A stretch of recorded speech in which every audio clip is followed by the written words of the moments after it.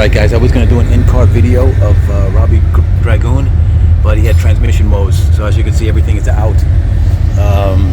So I'm not getting to do an in-car camera with this car. It's, like I said, it's absolutely gorgeous. You guys see it on my last video of stock in the lanes. And yeah, what a shame. What a shame. The car is so cool. He's got everything apart. You got to see everything's here. Tunnel is out. Everything. Yeah. And they're busy working. I don't want to bother them. They're in there busy working. So, all right, guys. Maybe I can find another in-car camera, another short video. I'll throw this on, and he thinks he can get it ready in time. If he does, I'll be up there and I'll have a camera in the car. If not, you know, he'll be ready for first round, but he'll have no time shot. Hate to see stuff like this. I'm always blessed. I don't have to work on my car. All right, guys.